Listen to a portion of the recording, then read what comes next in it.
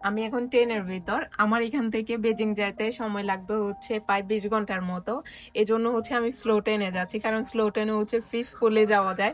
আস্তে, আস্তে ঘুমায়, ঘুমায় খুব শান্তি মতো যাওয়া যায়। আমি দূরে কোথাও যাওয়ার সময় সবসময় হচ্ছে স্লো ট্রেনটা হচ্ছে যাতায়াতের জন্য সিলেক্ট করি। কারণ হচ্ছে স্লো ট্রেনে ওই পিসফুলি যাওয়া যায় এজন্য। এখানে হচ্ছে ৬ টা বেড থাকে। এই পাশে ৩ টা, এই পাশে ৩ টা। সো আমার সিটটা পড়ছে মাঝখানে। আমার ট্রেন হচ্ছে এখন একটা স্টপে এসে থামাইছে। প্রায় ১০ ঘন্টা যাবত আমি হচ্ছে ট্রেনে অলমোস্ট জার্নি করে ফেলছি। সো অনেকক্ষণ শুয়ে থাকার পর আমার পিঠে ব্যথা করতেছে। বেসিক্যালি আমার হাতেও ব্যথা করতেছে। বিকজ বেড হচ্ছে খুবই ছোট, লাইক লিমিটেড। বাসার মতো তো এত বড় না। তো আমি কি করতেছি যে একবার নিচে যাচ্ছি, আবার আমার পাশের নিচের সিটে হচ্ছে একজন ভদ্র মানুষ, ভদ্র বয়সী, যে আমার দাদুর বয়সী হবে। ওনাদের সাথে আমি চাইনিজে কথা বলতেছি। একটু চাইনিজটাও প্র্যাকটিস করতেছি। কি আর করব, বোর ফিল করতেছি।